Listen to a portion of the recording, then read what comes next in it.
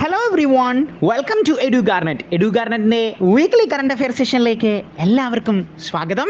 ആദ്യമായിട്ട് നമ്മൾ നോക്കാൻ പോകുന്നത് നമ്മളുടെ ഇന്ത്യൻ നേവിയുടെ ഒരു അപ്പോയിൻമെൻ്റ് ആണ്. നമുക്കറിയാം, നമ്മളുടെ പ്രധാനപ്പെട്ട 3 സേനകളാണ് Indian army, Indian air force, Indian navy എന്നുള്ളത്. ഇന്ത്യൻ നേവിയുടെ പുതിയ ചീഫായിട്ട് അഡ്മിറൽ ദിനേശ് കുമാർ ത്രിപാഠിയെ അപ്പോയിൻറ്റ് ചെയ്തു എന്നുള്ള വാർത്തയാണ് നമ്മൾ ഡിസ്കസ് ചെയ്യുന്നത്. 26ാമത്തെ നേവി ചീഫായിട്ടാണ് അഡ്മിറൽ ദിനേശ് കുമാർ ത്രിപാഠിയെ നമ്മൾ അപ്പോയിൻറ്റ് ചെയ്തിരിക്കുന്നത്. മലയാളി കൂടിയായ ആർ ഹരികുമാറിനെ റീപ്ലേസ് ചെയ്തുകൊണ്ടാണ് അഡ്മിറൽ ദിനേശ് കുമാർ ത്രിപാഠി നേവിയുടെ തലപ്പത്തെത്തിയിരിക്കുന്നത് എന്നുള്ള കാര്യം ഓർത്തുകൊള്ളുക. നമുക്കറിയാം, നമ്മളുടെ മറ്റ് സേനകളായ ഇന്ത്യൻ ആർമിയുടെ ചീഫ് എന്ന് പറയുന്നത് മനോജ് പാണ്ഡെയും എയർഫോഴ്സിൻ്റെ ചീഫ് എന്ന് പറയുന്നത് വിവേക് റാം ചൗധരിയുമാണ് എന്നുള്ള കാര്യം നോട്ട് ചെയ്തു വെക്കുക. അതുപോലെ chief of defence staff CDS എന്നറിയപ്പെടുന്നത് നമ്മളുടെ അനിൽ ചൗഹാനാണ് എന്നുള്ള കാര്യം കൂടി നോട്ട് ചെയ്ത് വെക്കുക. സാധാരണ എക്സാമിനേഷൻസിൽ നമ്മൾക്ക് ഈ ആർമി, എയർഫോഴ്സ്, നേവിയുടെ ഡേറ്റുകളും നമ്മളോട് ചോദിക്കാറുണ്ട്. ആർമി ഡേ ആയിട്ട് ഇന്ത്യ ആഘോഷിക്കുന്നത് ജാനുവരി 15-ാം തീയതിയാണ് എന്നുള്ള കാര്യം നോട്ട് ചെയ്ത് വെക്കുക. അതുപോലെ തന്നെ നമ്മളുടെ നേവി ഡേ എന്ന് പറയുന്നത് ഡിസംബർ 4-ഉം നമ്മളുടെ എയർഫോഴ്സ് ഡേ ഒക്ടോബർ 8-ഉമാണ് എന്നുള്ള കാര്യം കൂടി ഓർത്തു വെക്കുക. അടുത്തതായിട്ട് നമ്മൾ ഡിസ്കസ് ചെയ്യുന്നത് ഒരു ബാങ്കിങ് കറണ്ട് അഫെയർ ആണ്. നമ്മളുടെ State Bank of India HCL software കമ്പനിയുമായിട്ട് പാർട്ട്ണർഷിപ്പിലേക്ക് എത്തിയിട്ടുണ്ട്. 5 വർഷത്തേക്കാണ് ഈ എഗ്രിമെൻറ്റിൽ അവർ സൈൻ ചെയ്തിട്ടുള്ളത്. HCLൻ്റെ യുണീക്ക് പ്ലാറ്റ്ഫോം ഉപയോഗിച്ച് കസ്റ്റമർ ഇൻട്രാക്ഷൻ ഫ്രെയിംവർക്ക് നടത്തുക എന്നുള്ള ലക്ഷ്യത്തോടെയാണ് State Bank of India HCL software കമ്പനിയുമായിട്ട് 5 വർഷത്തേക്ക് എഗ്രിമെൻറ്റിലെത്തിയത്. നമുക്ക് പല രീതിയിലാണ് ആ ഭാഗത്ത് നിന്ന് ചോദ്യങ്ങൾ വരുന്നത്. HCL സോഫ്റ്റ്വെയർ കമ്പനിയുമായിട്ട് ഏത് ബാങ്കാണ് എഗ്രിമെൻറ്റിൽ എത്തിയത് എന്ന് നമ്മൾക്ക് എക്സാമിനേഷൻ ചോദിക്കാറുണ്ട്. എത്രയാണ് ഇതിൻ്റെ ഡ്യൂറേഷൻ എന്നും ചോദിക്കാറുണ്ട്. ഇനി ഏത് പാറ്റേണിലാണ് അവർ ഈ എഗ്രിമെൻറ്റിൽ എത്തിയിരിക്കുന്നത്, എന്തിനു വേണ്ടിയാണ് എന്നൊക്കെ ചോദിച്ചാൽ ഇത് കസ്റ്റമർ ഇൻട്രാക്ഷൻ ഫ്രെയിംവർക്കിന് വേണ്ടിയാണ് എന്നുള്ള കാര്യം ഓർത്തു വെക്കുക. അതുപോലെ തന്നെ എന്ത് പ്ലാറ്റ്ഫോമാണ് അവർ ഉപയോഗിച്ചിരിക്കുന്നത് എന്ന് ചോദിച്ചാൽ HCLൻ്റെ യുണീക്ക് പ്ലാറ്റ്ഫോമാണ് എന്നുള്ള കാര്യം കൂടി നോട്ട് ചെയ്ത് വെക്കുക. SBIയെ കുറിച്ച് ഡീറ്റെയിൽ ആയിട്ട് നോക്കുകയാണെങ്കിൽ നമുക്കറിയാം, 1955 ജൂലൈ 1-നാണ് SBI നിലവിൽ വരുന്നത്.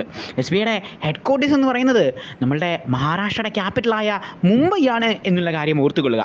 നമ്മുടെ റിസർവ് ബാങ്ക് ഓഫ് ഇന്ത്യയുടെ ഹെഡ് ക്വാർട്ടേഴ്സും മുംബൈയിൽ തന്നെയാണ് ഉള്ളത്.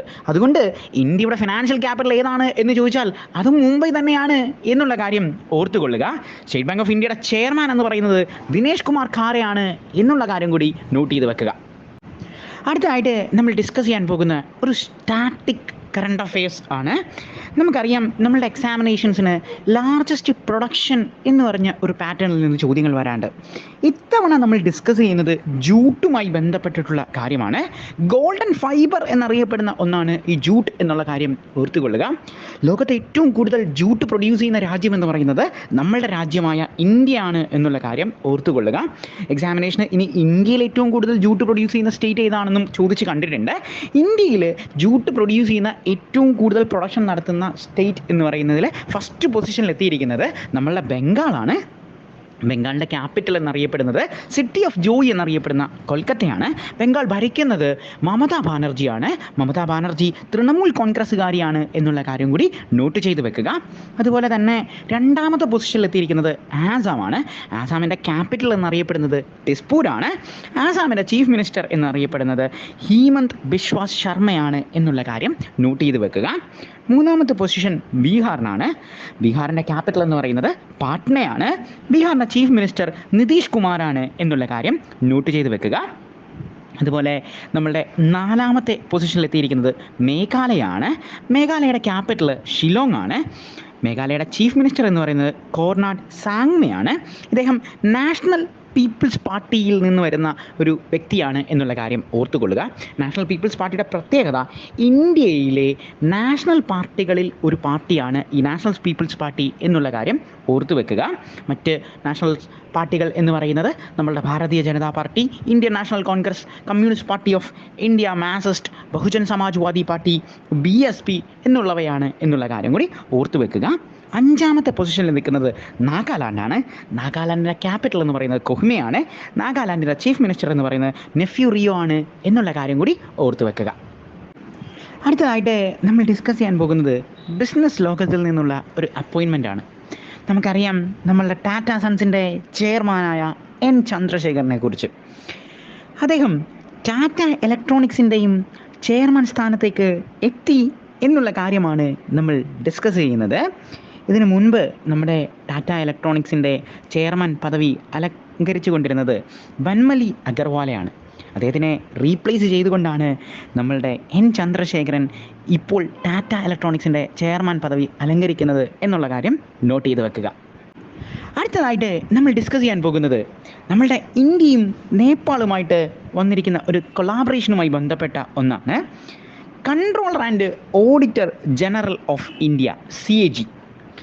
നമുക്കറിയാം watch dog of Indian public purse എന്നറിയപ്പെടുന്ന ഇന്ത്യയിലെ ഒരു ഭരണഘടനാ പദവിയാണ് ഈ controller and auditor general of India CAG എന്ന് പറയുന്നത്.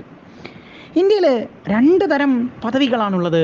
ഒന്ന് കോൺസ്റ്റിറ്റ്യൂഷണൽ ഓഫീസും ഒന്ന് സ്റ്റാറ്റ്യൂട്ടറി ഓഫീസും എന്ന് പറയുന്നത്. നമ്മളുടെ സെബിയൊക്കെ ഒരു സ്റ്റാറ്റ്യൂട്ടറി ഓഫീസായി വരാറുള്ളപ്പോൾ ഈ കൺട്രോളർ ആൻഡ് ഓഡിറ്റർ ജനറൽ എന്ന് പറയുന്നത് കോൺസ്റ്റിറ്റ്യൂഷണൽ ഓഫീസാണ്. അതായത് ഇന്ത്യയുടെ ഭരണഘടനയിൽ പറയപ്പെടുന്ന കാര്യങ്ങളെയാണ് നമ്മൾ കോൺസ്റ്റിറ്റ്യൂഷണൽ ഓഫീസ് എന്നും, ഇനി ഒരു നിയമം വഴി പറയുന്ന കാര്യങ്ങളെയാണ് നമ്മൾ സ്റ്റാറ്റ്യൂട്ടറി ഓഫീസ് എന്നും ഡിസ്കസ് ചെയ്യുന്നത്.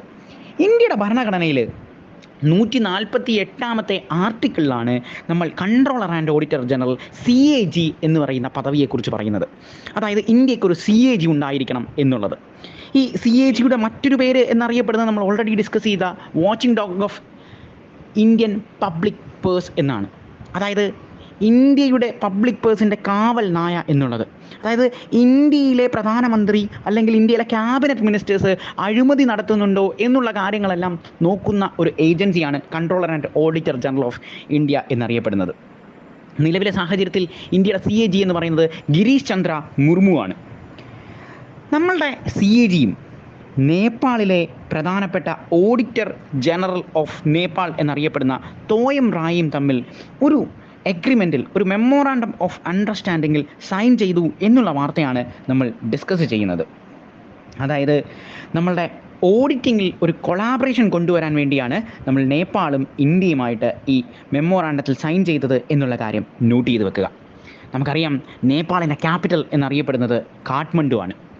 കാഠ്മണ്ഡുവിൻ്റെ മറ്റൊരു പ്രത്യേകത എന്ന് പറയുന്നത് South Asian Association for Regional Corporation സാർക്കിൻ്റെ ഹെഡ്ക്വാർട്ടേഴ്സ് സ്ഥിതി ചെയ്യുന്നതും നേപ്പാളിൻ്റെ തലസ്ഥാനമായ കാഠ്മണ്ഡുവിൽ തന്നെയാണ് എന്നുള്ള കാര്യം ഓർത്തുകൊള്ളുക.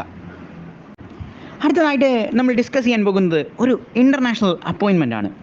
നമ്മളുടെ റഷ്യയുടെ പ്രൈം മിനിസ്റ്ററായിട്ട് മിഖാലി മിഷുസ്തിനെ ഒരിക്കൽ കൂടി വ്ളാഡിമിർ പുടിൻ റീഅപ്പോയിൻറ്റ് ചെയ്തു എന്നുള്ള വാർത്തയാണ് നമ്മൾ ഡിസ്കസ് ചെയ്യുന്നത്. നമുക്കറിയാം റഷ്യയുടെ പ്രസിഡൻ്റാണ് വ്ളാഡിമിർ പുടിൻ എന്നുള്ളത്. റഷ്യ യുണൈറ്റഡ് നേഷൻസിലെ പെർമനൻറ്റ് 5 മെമ്പേഴ്സ് എന്നറിയപ്പെടുന്ന P5 നേഷൻസിലെ അംഗമാണ് എന്നുള്ള കാര്യം ഓർത്തുകൊള്ളുക. അതുകൊണ്ട് തന്നെ യുണൈറ്റഡ് നേഷൻസിൽ വീറ്റോ പവറുള്ള ഒരു രാജ്യം കൂടിയാണ് റഷ്യ. റഷ്യയുടെ ക്യാപിറ്റൽ എന്നറിയപ്പെടുന്നത് മോസ്കോയാണ്. റഷ്യയുടെ പാർലമെൻറ്റ് സ്ഥിരമായി എക്സാമിനേഷന് ചോദിക്കാറുള്ളതാണ്. റഷ്യയുടെ പാർലമെൻറ്റ് എന്നറിയപ്പെടുന്നത് ഡൂമയാണ് എന്നുള്ള കാര്യം കൂടി നോട്ട് ചെയ്ത് വെക്കുക. അടുത്തതായിട്ട് നമ്മൾ ഡിസ്കസ് ചെയ്യാൻ പോകുന്നത് IT ലീഡിംഗ് മേജറായ വിപ്രോൻ്റെ ഒരു അപ്പോയിൻമെൻറ്റുമായി ബന്ധപ്പെട്ടിട്ടുള്ള കറണ്ട് അഫെയർ ആണ്. വിപ്രോ അവരുടെ APMEA സ്ട്രാറ്റജിക് മാർക്കറ്റ് യൂണിറ്റിൻ്റെ CEO ആയിട്ട് വിനയ് ഫിറാക്കിനെ അപ്പോയിൻറ്റ് ചെയ്തു എന്നുള്ള വാർത്തയാണ് നമ്മൾ ഡിസ്കസ് ചെയ്യുന്നത്. APMEA എന്ന് പറയുന്നത് Asian Pacific, India, middle east and ആഫ്രിക്കയുടെ അബ്രിവേഷനാണ് എന്നുള്ള കാര്യം ഓർത്തുകൊള്ളുക. അനീസ് ചെൻചാനെ റീപ്ലേസ് ചെയ്തുകൊണ്ടാണ് വിനയ് നമ്മളുടെ വിപ്രോൻ്റെ പുതിയ CEO ആയിട്ട് അപ്പോയിൻറ്റഡ് ആയിരിക്കുന്നത് എന്നുള്ള കാര്യം കൂടി നോട്ട് ചെയ്ത് വെക്കുക. അടുത്തതായിട്ട് നമ്മൾ ഡിസ്കസ് ചെയ്യാൻ പോകുന്നത് സ്പോർട്സിൽ നിന്നുള്ള ഒരു കറണ്ട് അഫെയർ ആണ്. ഇത്തവണത്തെ ആദ്യത്തെ അസ്ലാൻ ഷാ ഹോക്കി ട്രോഫി കിട്ടിയിരിക്കുന്നത് നമ്മളുടെ ജപ്പാനാണ് എന്നുള്ള കാര്യമാണ് നമ്മൾ ഡിസ്കസ് ചെയ്യുന്നത്. ജപ്പാൻ ഫൈനലിൽ പാകിസ്ഥാനെ തോൽപ്പിച്ചുകൊണ്ടാണ് ആദ്യത്തെ അസ്ലാൻ ഷാ ഹോക്കി ട്രോഫി നേടിയിരിക്കുന്നത് എന്നുള്ള കാര്യം ഓർത്തുകൊള്ളുക. നമ്മളുടെ എക്സാമിനേഷന് സ്പോർട്സിൽ നിന്നുള്ള ചോദ്യങ്ങൾ സാധാരണഗതിയിൽ ചോദിക്കുന്നത് ഒരു കളിയിൽ കളിക്കുന്ന ടീം അംഗങ്ങളുടെ നമ്പർ എത്രയാണ്, അല്ലെങ്കിൽ കളിയുമായി ബന്ധപ്പെട്ടിട്ടുള്ള ഒരു ട്രോഫിയുടെ പേര് തന്നിട്ട് അത് ഏത് കളിയുമായി ബന്ധപ്പെട്ടിരിക്കുന്നു എന്നുള്ള കാര്യങ്ങളൊക്കെയാണ് നമ്മളോട് ചോദിക്കാറുള്ളത്. ഇപ്പോൾ നമ്മൾ ഡിസ്കസ് ചെയ്ത ഹോക്കിയുമായി ബന്ധപ്പെട്ട് ഹോക്കിയിൽ ഒരു ടീമിൽ കളിക്കുന്ന അംഗങ്ങളുടെ എണ്ണം എന്ന് പറയുന്നത് 11 എന്നുള്ള കാര്യം ഓർത്തുകൊള്ളുക. പ്രധാനപ്പെട്ട കളികളായ ക്രിക്കറ്റും ഫുട്ബോളിലും ഹോക്കിക്കും എല്ലാം ഈ 11 അംഗങ്ങൾ തന്നെയാണ്. എന്നാൽ എഗ് ഷേപ്പ് ബോളുമായി കളിക്കുന്ന, അതായത് എക്സാമിനേഷൻ ചോദിക്കാറുണ്ട് എഗ് ഷേപ്പ് ബോൾ എന്തിനാണ് ഉപയോഗിക്കുന്നത് എന്നുള്ളത്. എഗ് ഷേപ്പ് ബോളുമായി കളിക്കുന്ന റഗ്ബിയുടെ അംഗങ്ങൾ എന്ന് പറയുന്നത് 15 എന്നുള്ള കാര്യം ഓർത്തുകൊള്ളുക. അതുപോലെ ഖോഖോ മത്സരത്തിൽ പങ്കെടുക്കുന്നത് 9 അംഗങ്ങളാണ്, പോളോ മത്സരത്തിൽ 4 അംഗങ്ങളാണ് എന്നുള്ള കാര്യം കൂടി നോട്ട് ചെയ്ത് വെക്കുക. ഇനി എക്സാമിന് ട്രിക്കി ആയിട്ടൊരു ചോദ്യം ചോദിക്കും, ചെസ്സിൽ എത്ര പേരാണ് മത്സരിക്കുന്നത് എന്ന് ചോദിക്കും. ചെസ്സിൽ ഒരു ടീമിൽ ഒരംഗം മാത്രമേ മത്സരിക്കുകയുള്ളൂ, തൊട്ടപ്പുറത്തിരിക്കുന്ന വ്യക്തി മറ്റൊരു ടീമിലാണ് എന്നുള്ള കാര്യം കൂടി നോട്ട് ചെയ്ത് വെക്കുക. അതുപോലെ കപ്പുമായി ബന്ധപ്പെട്ട് ഹോക്കിയുമായി പ്രധാനമായിട്ടും എക്സാമിനേഷന് ചോദിക്കുന്നത് ബീയിങ്ടൺ കപ്പ് ഏത് കളിയുമായി ബന്ധപ്പെട്ടിരിക്കുന്നു, അഗാഖാൻ കപ്പ് ഏത് കളിയുമായി ബന്ധപ്പെട്ടിരിക്കുന്നു എന്നൊക്കെയാണ്. അപ്പോൾ Aga Khan cup, Aslam cup, Guru Nanak cup, Beighton cup, Ranjeshwari cup ഇതെല്ലാം ഹോക്കിയിലെ പ്രധാനപ്പെട്ട കപ്പുകളാണ് എന്നുള്ള കാര്യം കൂടി ഓർത്തുകൊള്ളുക. അടുത്തതായിട്ട് നമ്മൾ ഡിസ്കസ് ചെയ്യാൻ പോകുന്നത് ICC T20 world cup 2024 Sri Lankan ടീമിൻ്റെ മെൻസ് ക്രിക്കറ്റ് ടീമുമായി ബന്ധപ്പെട്ടിട്ടുള്ള ഒരു കറണ്ട് അഫെയർ ആണ്. ശ്രീലങ്കൻ ടീമിൻ്റെ മെൻസ് ക്രിക്കറ്റ് ടീമിനെ ഒഫീഷ്യൽ സ്പോൺസറായിട്ട് തീരുമാനിച്ചിരിക്കുന്നത് അമൂലാണ് എന്നുള്ള കാര്യം നോട്ട് ചെയ്ത് വെക്കുക. നമുക്കറിയാം ഇത്തവണത്തെ T20 വേൾഡ് കപ്പ് 2024 നടക്കാൻ പോകുന്നത് വെസ്റ്റ് ഇൻഡീസിലും യുണൈറ്റഡ് സ്റ്റേറ്റ്സ് ഓഫ് അമേരിക്കയിലും വെച്ചാണ് എന്നുള്ള കാര്യം ഓർത്തുകൊള്ളുക. ഇനി 2024 ICC women T20 world cup നടക്കാൻ പോകുന്നത് ബംഗ്ലാദേശിലാണ് എന്നുള്ള കാര്യം കൂടി ഓർത്തു വെക്കുക. അടുത്തതായിട്ട് നമ്മൾ ഡിസ്കസ് ചെയ്യാൻ പോകുന്നത് Indus valley civilisation, Harappa civilisation ഒക്കെയായി ബന്ധപ്പെട്ടിട്ടുള്ള കറണ്ട് അഫെയർ സെഷനാണ്. നമ്മളുടെ ഗുജറാത്തിലെ കച്ചിൽ 5200 വർഷം പഴക്കമുള്ള ഒരു ഹാരപ്പൻ സിവിലൈസേഷനുമായി ബന്ധപ്പെട്ടിട്ടുള്ള ഒരു നിർമ്മിതി കണ്ടുപിടിച്ചു എന്നുള്ള കാര്യമാണ് നമ്മൾ ഡിസ്കസ് ചെയ്യുന്നത്. നമ്മളുടെ മലയാളികളായ അഭയാനും രാജേഷും എന്ന് പറയുന്ന എക്സ്കവേറ്റേഴ്സാണ് ഈ പറയുന്ന നമ്മളുടെ ഗുജറാത്തിലെ കച്ചിലെ ഹാരപ്പൻ സിവിലൈസേഷനുമായി ബന്ധപ്പെട്ടിട്ടുള്ള നിർമ്മിതി കണ്ടുപിടിച്ചിരിക്കുന്നത്. എക്സാമിനേഷന് പല പാറ്റേണുകളിൽ നിന്ന് അവിടെ നിന്ന് ചോദ്യങ്ങൾ ചോദിക്കാറുണ്ട്. സാധാരണഗതിയിൽ ഇൻഡസ് വാലി സിവിലൈസേഷനുമായി ബന്ധപ്പെട്ട ചോദ്യങ്ങൾ വരാറുള്ളത് ഒരു സ്ഥലത്തിൻ്റെ പേര് നൽകിയതിന് ശേഷം അത് ഇന്ത്യയിലെ ഏത് സംസ്ഥാനത്താണ് എന്നാണ് ചോദിക്കുന്നത്. കച്ച് ഗുജറാത്തിലാണ് എന്നുള്ള കാര്യം ഓർത്തുകൊള്ളുക. അടുത്തതായിട്ട് നമ്മൾ ഡിസ്കസ് ചെയ്യുന്നത് യുണൈറ്റഡ് നേഷൻ്റെ ക്ലൈമറ്റ് ചേഞ്ച് കോൺഫറൻസുമായി ബന്ധപ്പെട്ടിട്ടുള്ള ഒരു കറണ്ട് അഫെയർ ആണ്. സാധാരണഗതിയിൽ നമ്മളുടെ എക്സാമിനേഷന് ചോദിക്കുന്ന ഒരു പാറ്റേൺ ആണ് യുണൈറ്റഡ് നേഷൻസിൻ്റെ ക്ലൈമറ്റ് ചേഞ്ച് കോൺഫറൻസ്, അല്ലെങ്കിൽ conference of the parties, COP എന്നൊക്കെ അറിയപ്പെടുന്ന കാര്യങ്ങൾ. എക്സാമിനേഷന് ചിലപ്പോൾ COP30 എവിടെയാണ് നടക്കുന്നത് എന്ന് അബ്രിവേഷനിലും അവർ ചോദിച്ച് കണ്ടിട്ടുണ്ട്. അപ്പോൾ COP30 അല്ലെങ്കിൽ COP29 എന്നൊക്കെ അറിയപ്പെടുന്നത് കോൺഫറൻസ് ഓഫ് ദ പാർട്ടീസ് ആണ്. അത് യുണൈറ്റഡ് നേഷൻസിൻ്റെ ക്ലൈമറ്റ് ചേഞ്ച് കോൺഫറൻസുമായി ബന്ധപ്പെട്ടിട്ടുള്ള കാര്യമാണ് എന്നുള്ള കാര്യം ആദ്യം തന്നെ ഓർത്തുകൊള്ളുക. അപ്പം നമുക്ക് ആദ്യം നോക്കേണ്ടത് COP29 ആണ്. അതായത് COP29 പ്രത്യേകത 2024 ഈ പറയുന്ന നമ്മളുടെ കോൺഫറൻസിനെയാണ് COP29 എന്നറിയപ്പെടുന്നത്. 2024 COP നടക്കുന്നത് അസർബൈജാനിലെ ബാക്കുവിലാണ് എന്നുള്ള കാര്യം ഓർത്തുകൊള്ളുക. ഇനി 2023 അതായത് COP28 നടന്നത് യുണൈറ്റഡ് അറബ് എമിറേറ്റ്സിൻ്റെ ദുബായിലാണ് എന്നുള്ള കാര്യം ഓർത്തുകൊള്ളുക. അടുത്ത വർഷം അതായത് 2025 COP30 നടക്കുന്നത് നമ്മളുടെ ബ്രസീലിലെ ബാലമാണ്. നമ്മൾ എന്ത് കറണ്ട് അഫെയർ സെഷൻ പഠിക്കുമ്പോഴും പ്രധാനമായും ശ്രദ്ധിക്കേണ്ടത്, ഇപ്പോൾ നമ്മൾ സ്പോർട്സുമായി ബന്ധപ്പെട്ടിട്ട വെന്യൂസ്, അതുപോലെ ഇപ്പോൾ COPയുമായി ബന്ധപ്പെട്ട വെന്യൂസ്, ഇതെല്ലാം പഠിക്കുമ്പോൾ നമ്മൾ എക്സാം എഴുതാൻ പോകുന്ന വർഷത്തിന് ഏറ്റവും പ്രാധാന്യം കൊടുക്കുക. രണ്ടാമത് പ്രാധാന്യം കൊടുക്കേണ്ടത് കഴിഞ്ഞ വർഷം എവിടെയാണത് നടന്നത് അതിന് പ്രാധാന്യം കൊടുക്കുക. അത് കഴിഞ്ഞിട്ട് നമ്മൾ പ്രാധാന്യം കൊടുക്കേണ്ടത് തൊട്ടടുത്ത വർഷം. അപ്പോൾ 3 പാറ്റേണുകൾ എപ്പോഴും കറണ്ട് അഫെയർ സെഷനുകളിൽ നിങ്ങൾ പഠിക്കണം എന്നുള്ള കാര്യം നോട്ട് ചെയ്ത് വെക്കുക.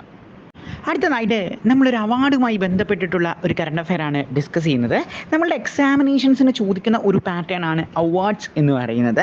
ഇത്തവണ നമ്മൾ ഡിസ്കസ് ചെയ്യുന്നത് ലതാ മങ്കേഷ്കർ അവാർഡ്. ഇത്തവണത്തെ ലതാ മങ്കേഷ്കർ അവാർഡ് കിട്ടിയിരിക്കുന്നത് നമ്മളുടെ ബോളിവുഡ് സൂപ്പർ സ്റ്റാറായ അമിതാഭ് ബച്ചനാണ് എന്നുള്ള കാര്യം ഓർത്തുകൊള്ളുക. നമുക്കറിയാം ലതാ മങ്കേഷ്കർ ഇന്ത്യയിലെ ഒരു പ്രധാനപ്പെട്ട വ്യക്തിത്വത്തിന് ഉടമയാണ്. ഇന്ത്യയുടെ ഏറ്റവും highest civilian award Bharat Ratna ആണ് നമ്മളുടെ ഏറ്റവും ഹയസ്റ്റ് സിവിലിയൻ അവാർഡ്. എക്സാമിനേഷന് ഭാരത് രത്നത്തിൽ നിന്ന് സ്ഥിരമായി ചോദ്യങ്ങൾ വരാറുള്ളതാണ്. മൊത്തം 53 പേർക്കാണ് രാജ്യം ഭാരത് രത്നം കൊടുത്തിട്ടുള്ളത്. ഇതിൽ 5 പേർ വനിതകളും. അവസാനമായി കിട്ടിയ വനിത എന്ന് പറയുന്നതും നമ്മളുടെ ലതാ മങ്കേഷ്കർ ആണ് എന്നുള്ള കാര്യം ഓർത്തുകൊള്ളുക. ആദ്യമായിട്ട് ഭാരത് രത്നം കിട്ടിയ വനിത ആരാണ് എന്ന് ചോദിച്ചു കഴിഞ്ഞാൽ അത് ഇന്ദിരാഗാന്ധിയാണ് എന്നുള്ള കാര്യം ഓർത്തുകൊള്ളുക. രണ്ടാമത് കിട്ടിയ വനിത എന്ന് പറയുന്നത് മദർ തെരേസയാണ്. മദർ തെരേസയുടെ പ്രത്യേകത എന്ന് പറയുന്നത് മദർ തെരേസ യൂഗോസ്ലാവിയയിൽ ജനിക്കുകയും പിന്നീട് ഇന്ത്യൻ സിറ്റിസൺഷിപ്പ് എടുക്കുകയും ചെയ്ത വ്യക്തിയാണ്. അതുകൊണ്ട് എക്സാമിനേഷൻസിന് ഭാരതരത്നം എത്ര വിദേശികൾക്ക് കിട്ടി എന്ന ചോദ്യത്തിനകത്ത് മദർ തെരേസയുടെ പേര് ഇല്ല എന്നുള്ള കാര്യം ഓർത്തുകൊള്ളുക. 2 വിദേശികൾക്ക് മാത്രമാണ് ഭാരതരത്നം നമ്മൾ കൊടുത്തിട്ടുള്ളൂ. ആദ്യമായി നമ്മൾ കൊടുത്തത് പാകിസ്ഥാൻകാരനായ ഖാൻ അബ്ദുൽ ഗാഫർ ഖാനും പിന്നീട് നമ്മളുടെ നെൽസൺ മണ്ടേലയ്ക്കുമാണ് വിദേശികളുടെ പട്ടത്തിൽ ഈ പറയുന്ന ഭാരതരത്നം കൊടുത്തിട്ടുള്ളത്. മൂന്നാമത് ഭാരതരത്നം കൊടുത്ത വനിത എന്ന് പറയുന്നത് അരുണ ആസിഫ് അലിയാണ് എന്നുള്ള കാര്യം ഓർത്തുകൊള്ളുക. അരുണ ആസിഫ് അലിക്ക് ഉള്ള പ്രത്യേകത എന്ന് പറയുന്നത് മരണാനന്തരം, അതായത് പോസ്റ്റുമസ്ലി ഭാരതരത്നം കിട്ടുന്ന ആദ്യത്തെ വ്യക്തി എന്നുള്ള വനിതകളിലെ കാറ്റഗറിയിൽ അരുണ ആസിഫ് അലിയാണ് എന്നുള്ള കാര്യം ഓർത്തുകൊള്ളുക. ഇനി മരണാനന്തരം ആദ്യമായി ഭാരതരത്നം കിട്ടിയത് ആരാണ് എന്ന് ചോദിച്ചു കഴിഞ്ഞാൽ അത് നമ്മുടെ 2ാമത്തെ പ്രധാനമന്ത്രിയായ ലാൽ ബഹദൂർ ശാസ്ത്രിക്കാണ് എന്നുള്ള കാര്യം ഓർത്തു വെക്കുക. 4ാമത് ഭാരതരത്നം കിട്ടിയത് MS സുബലക്ഷ്മിക്കാണ് വനിതകളിൽ. ഏറ്റവും അവസാനം ഭാരതരത്നം കിട്ടിയ വനിത 2001 അതാണ് നമ്മളുടെ ലതാ മങ്കേഷ്കർ എന്നുള്ള കാര്യം ഓർത്തു വെക്കുക. അടുത്തതായിട്ട് നമ്മൾ ഡിസ്കസ് ചെയ്യാൻ പോകുന്നത് ഫുട്ബോളുമായി ബന്ധപ്പെട്ടിട്ടുള്ള ഒരു കറണ്ട് അഫെയർ ആണ്. ഇത്തവണത്തെ ലാ ലിഗ 2023-24 സീസണിൽ ഫസ്റ്റ് പൊസിഷനുമെത്തി ടൈറ്റിൽ നേടിയത് നമ്മളുടെ റിയൽ മാഡ്രിഡ്സ് ആണ് എന്നുള്ള കാര്യം ഓർത്തുകൊള്ളുക. നമുക്കറിയാം സ്പാനിഷ് ഫുട്ബോൾസിലെ ജെയിംസ് ആണ് ഈ പറയുന്ന റിയൽ മാഡ്രിഡ് എന്നുള്ളത്. നമ്മളുടെ സ്പോർട്സിൽ നിന്ന് ഫുട്ബോളുമായി ബന്ധപ്പെട്ടിട്ടുള്ള എക്സാമിന് ചോദിക്കുന്ന പ്രധാനപ്പെട്ട കപ്പുകൾ ഏതൊക്കെയാണ് എന്നുള്ള കാര്യം നമുക്ക് ഡിസ്കസ് ചെയ്യാം. Scissors cup, Rovers cup, Durand cup, federation cup, Indian super league എന്നീ പറയുന്ന കപ്പുകൾ സ്ഥിരമായി എക്സാമിനേഷന് ചോദിക്കാറുള്ളതാണ് എന്നുള്ള കാര്യം ഓർത്തുകൊള്ളുക. സാധാരണഗതിയിൽ നമ്മളോട് എക്സാമിനേഷന് ചോദിക്കുന്നത് സന്തോഷ് ട്രോഫി ഏത് കളിയുമായി ബന്ധപ്പെട്ടിരിക്കുന്നു, അല്ലെങ്കിൽ ദുരന്ത് കപ്പ് ഏത് കളിയുമായി ബന്ധപ്പെട്ടിരിക്കുന്നു എന്നുള്ളതായിരിക്കും നമ്മളോട് ചോദിക്കാറുള്ളത്. സോ നമ്മൾ ഈ ഡിസ്കസ് ചെയ്ത കപ്പുകളെല്ലാം ഫുട്ബോളുമായി ബന്ധപ്പെട്ട കപ്പുകളാണ് എന്നുള്ള കാര്യം നോട്ട് ചെയ്ത് വെക്കുക.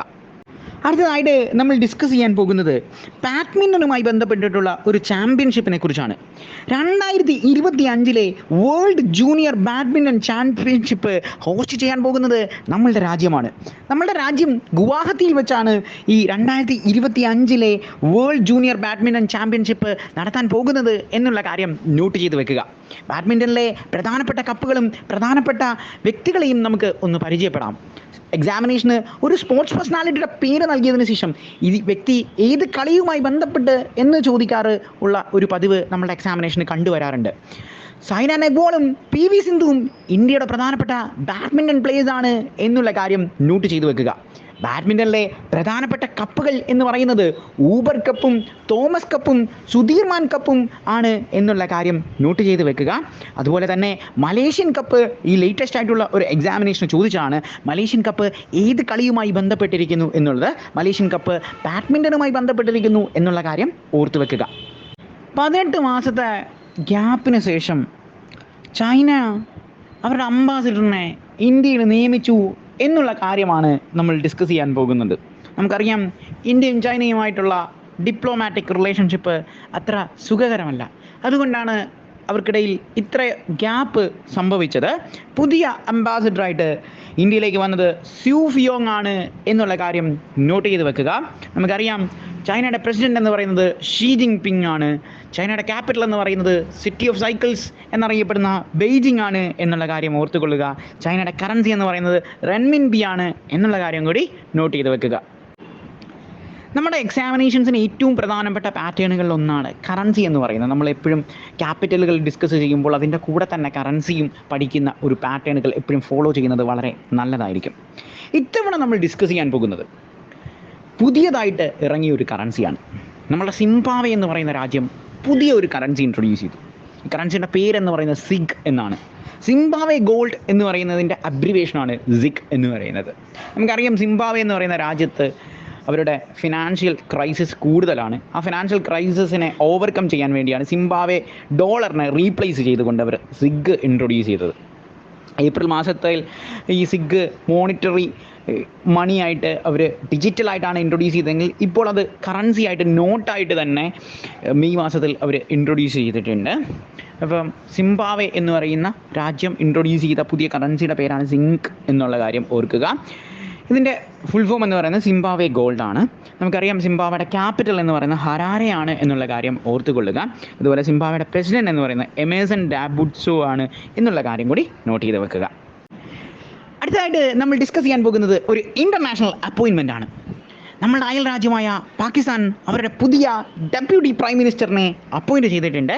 നമുക്കറിയാം പാകിസ്ഥാനിൽ ഇലക്ഷൻ നടന്നതിന് ശേഷം ഒരു പ്രധാനമന്ത്രിയും പ്രസിഡന്റിനെയും തീരുമാനിച്ചതിനെക്കുറിച്ച് കഴിഞ്ഞ കറണ്ട് അഫയർ സെഷനുകളിൽ നമ്മൾ ഡിസ്കസ് ചെയ്തു. ഇത്തവണ നമ്മൾ നോക്കുന്നത് പാകിസ്ഥാൻ്റെ ഡെപ്യൂട്ടി പ്രൈം മിനിസ്റ്റർ. പാകിസ്ഥാൻ്റെ ഇപ്പോഴത്തെ deputy prime minister Muhammad Ishaq Dar ആണ് എന്നുള്ള കാര്യം നോട്ട് ചെയ്ത് വെക്കുക. ആദ്യമായിട്ട് പാകിസ്ഥാൻ്റെ ഡെപ്യൂട്ടി പ്രൈം മിനിസ്റ്റർ പദവി അലങ്കരിച്ചത് സുൽഫിക്കർ അലി ഭൂട്ടോ ആണ് എന്നുള്ള കാര്യം കൂടി ഓർത്തുകൊള്ളുക. നമുക്കറിയാം പാകിസ്ഥാൻ്റെ പ്രൈം മിനിസ്റ്റർ എന്ന് പറയുന്നത് ഷെഹബാസ് ഷെറീഫാണ്. സാധാരണഗതിയിൽ എക്സാമിനേഷൻസിന് ക്വസ്റ്റ്യൻസിൻ്റെ നിലവാരം കൂട്ടുമ്പോൾ എക്സാമിനേഴ്സ് ചെയ്യുന്ന പാറ്റേൺ എന്ന് പറയുന്നത് what is the chronological order of Shehbaz Sharif among the prime ministers of Pakistan എന്നൊരു ചോദ്യം ചോദിക്കും. അതായത് ഷെഹബാസ് ഷെറീഫ് പാകിസ്ഥാൻ്റെ എത്രാമത്തെ പ്രധാനമന്ത്രിയാണ് എന്ന് ചോദിക്കും. 24ാമത്തെ പാകിസ്ഥാൻ്റെ പ്രധാനമന്ത്രിയാണ് ഷെഹബാസ് ഷെറീഫ് എന്നുള്ള കാര്യം ഓർത്തുകൊള്ളുക. അതുപോലെ പാകിസ്ഥാൻ്റെ 14ാമത്തെ പ്രസിഡൻ്റാണ് ആസിഫ് അലി സർദാരി എന്നുള്ള കാര്യം കൂടി ഓർത്തുകൊള്ളുക.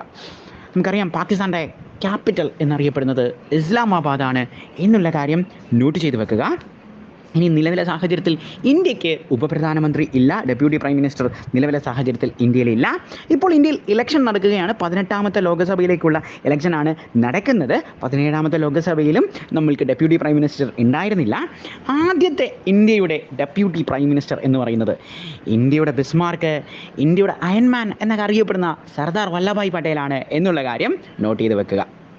അടുത്തതായിട്ട് നമ്മൾ ഡിസ്കസ് ചെയ്യാൻ പോകുന്നത് ഏറ്റവും പ്രധാനപ്പെട്ട ഒരു ഡേയുമായി ബന്ധപ്പെട്ടിട്ടുള്ള കറണ്ട് അഫെയർ ആണ്. നമ്മുടെ എക്സാമിനേഷന് ഒരു ചോദ്യം എന്ന് പറയുന്നത് ഡേറ്റ്സുമായി ബന്ധപ്പെട്ടിട്ടുള്ള ഒരു ചോദ്യമായിരിക്കും. അത് പല രീതിയിൽ ചോദിക്കാറുണ്ട്. ഒരു ഡേറ്റ് തന്നിട്ട് ആ ഡേറ്റിൻ്റെ പ്രാധാന്യം എന്താണ് എന്ന് ചോദിക്കാറുണ്ട്.